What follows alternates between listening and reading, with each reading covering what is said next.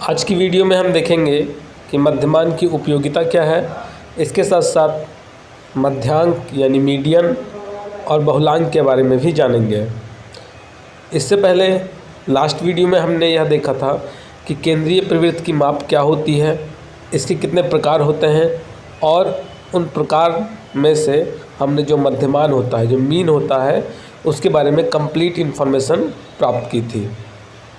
हमारे चैनल पर अब तक सोशल साइकोलॉजी यानी समाज मनोविज्ञान, एबनॉर्मल साइकोलॉजी या जिसे साइकोपैथोलॉजी भी कहते हैं, असामान्य मनोविज्ञान या मनोरोग विज्ञान, जनरल साइकोलॉजी, सामान्य मनोविज्ञान या कहीं पर इसको बेसिक साइकोलॉजिकल प्रोसेस के रूप में भी जाना जाता है, इन सभी के कंप्लीट नोट्स चैनल पर प्रोवाइड हैं। इनके साथ साथ एमसीक्यू टाइप क्वेश्चंस भी, ऑब्जेक्टिव क्वेश्चंस भी, जिसमें सोशल साइकोलॉजी से रिलेटेड, एबनॉर्मल साइकोलॉजी से रिलेटेड, पर्सनालिटी मेंटल टेस्ट से रिलेटेड, स्टैटिस्टिक्स सांख्यिकी से संबंधित, रिसर्च यानी शोध से संबंधित, गाइडेंस काउंसलिंग परामर्शन एवं निर्देशन से संबंधित, इन्वायरमेंटल साइकोलॉजी और लास्ट में साइकोलॉजी प्रैक्टिकल से संबंधित कंप्लीट वीडियोस चैनल पर मिल जाएंगे। आपको इन वीडियोस के लिए सिर्फ यहाँ पर जो आपका वीडियो के नीचे टाइटल है, टाइटल के सामने आपको डिस्क्रिप्शन का एरो दिख रहा है, इस एरो पर आप क्लिक करेंगे, नीचे आपको सभी प्लेलिस्ट के लिंक प्रोवाइड हैं। तो चलिए स्टार्ट करते हैं आज की क्लास। यहाँ पर मध्यमान की कुछ उपयोगिता एवं महत्व बताए गए हैं। Uses and importance of mean in field of education. तो यहाँ पर जो पहला महत्व है वो ये है कि जब किसी समूह के प्राप्तांक के गुरुत्व केंद्र को जानना होता है तब वहाँ पर हम मध्यमान निकालते हैं। अब यहाँ पर आप लोग एमसीक्यू का डिमांड कर रहे हैं, तो एमसीक्यू आप इनसे बना सकते हैं। जैसे मान लीजिए एग्ज़ाम में क्वेश्चन पूछ लिया गया कि मध्यमान कब निकालते हैं। अब वहाँ पर ऑप्शन दिए हैं। एक ऑप्शन है आपका सेंट्रल पॉइंट, केंद्र बिंदु को जानने के लिए या गुरुत्व केंद्र को जानने के लिए, तो आप उस पर टिक कर देंगे। दूसरा महत्व है जब किसी समूह के सभी प्राप्तांकों को उनके मान के अनुसार महत्व देना होता है,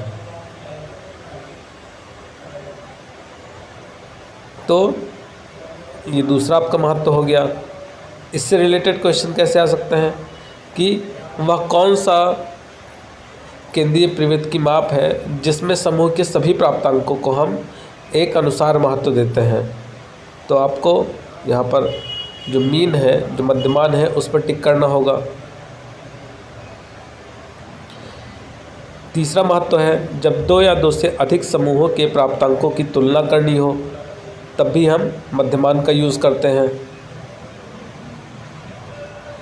और जब प्राप्तांकों के विचलन मान, डेविएशन और सहसंबंध गुणांक की गणना करनी हो तब भी हम मध्यमान का यूज़ करते हैं। और लास्ट में है जब शैक्षिक शोधों में इसकी आवश्यकता होती है वहाँ पर भी हम मध्यमान का यूज़ करते हैं। तो अब आइए हम देखते हैं कि मध्यांक क्या है, उसकी परिभाषा क्या होती है और उसका कौन कौन से फॉर्मूले हैं, और हम एक दो न्यूमेरिक क्वेश्चंस को भी अटेम्प्ट करेंगे।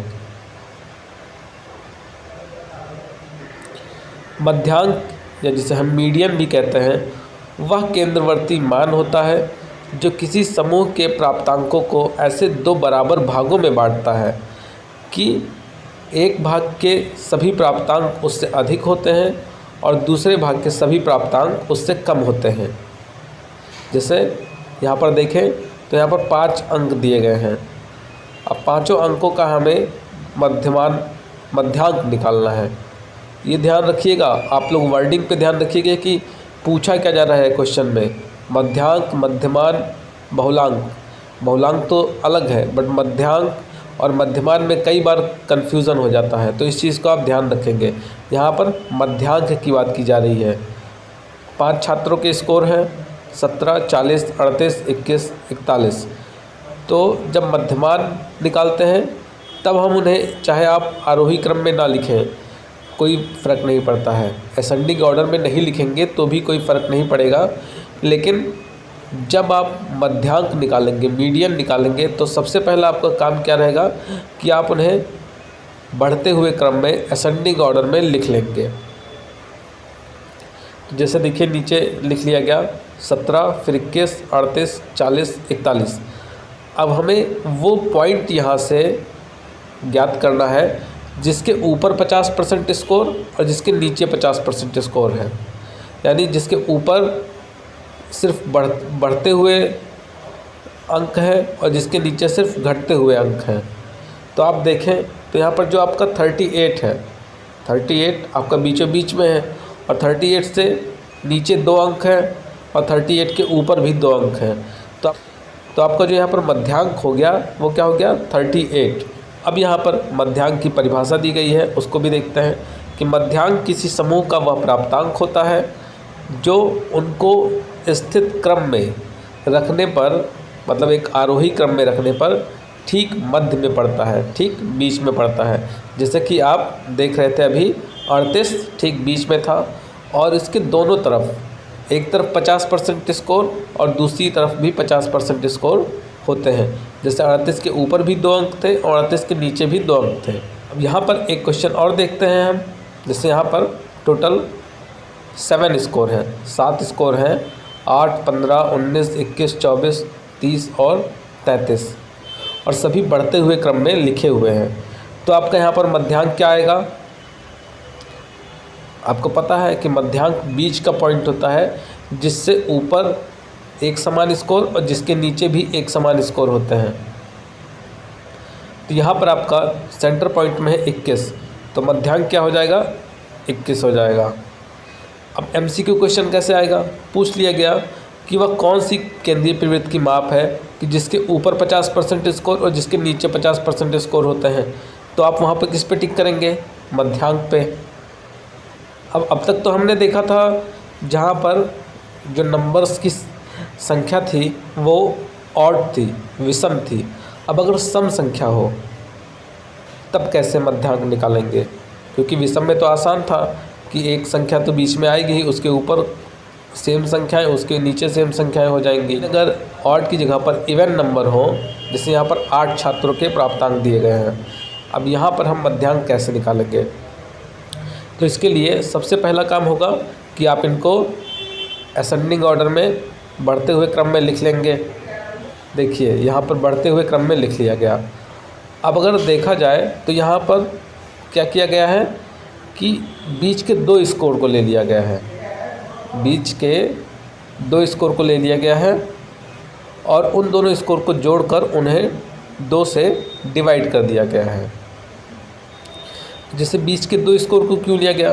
क्योंकि अगर उन दोनों स्कोर को, जैसे 23 और 24 बीच में है, अब 23-24 को अगर 1 मान लिया जाए तो 23-24 से ऊपर 3 अंक हैं और 23-24 के नीचे भी 3 अंक हैं, मतलब 23-24 के दोनों तरफ 3-3 अंक हैं। तो बीच में कौन आ रहा है? 23 और 24। अब 23 और 24 2 अंक हैं, 2 अंक है ना 23 और 24, तो इनके बीच में कहीं मध्यांक पड़ेगा, इनके बीचों बीच में ही कहीं मध्यांक होगा।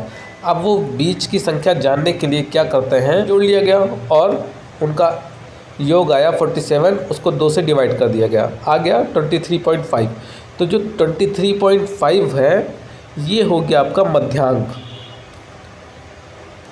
और इसको आप आसानी से निकाल सकते हैं। एग्ज़ाम में भी क्वेश्चन पूछा जाएगा तो आप इस तरीके से इसको निकाल सकते हैं कि बीच के 2, अगर सम संख्या है तो बीच के 2 नंबर को ले लिया गया, के ऊपर समान अंक हों और जिसके नीचे समान अंक हों, और अगर ऑड संख्या है, विषम संख्या है, तो आप वैसे ही जान जाएंगे कि बीच वाली संख्या ही मध्यांक होगी। अब हम मध्यांक की कुछ उपयोगिताओं के बारे में देखते हैं। तो यहाँ पर पहली उपयोगिता है कि जब किसी समूह के प्राप्तांकों का वितरण सामान्य नहीं होता है, मतलब जो उनके स्कोर हैं वो एक सामान्य रूप से विभाजित नहीं है, तब हम वहाँ पर मध्यांक का यूज़ करके केंद्रीय प्रवृत्ति की माप को ज्ञात करते हैं। दूसरा है कि जब किसी समूह के सभी प्राप्तांक प्राप्त नहीं होते, वहाँ पर भी हम मध्यांक का यूज़ करते हैं।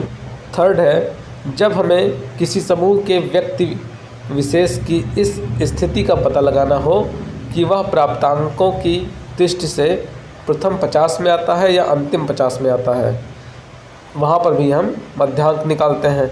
और जब मध्यमान निकालने का समय नहीं होता है, सबसे आसान आपका बहुलांक है। बहुलांक का मतलब है जिसकी आवृत्ति सबसे अधिक हो। जिस प्राप्तांक की आवृत्ति सबसे अधिक होती है उसे ही हम बहुलांक कहते हैं। यहाँ पर देखिए बताया गया है कि किसी समूह के प्राप्तांकों में जिस प्राप्तांक की आवृत्ति सबसे अधिक होती है उसे उस समूह का बहुलांक कहते हैं।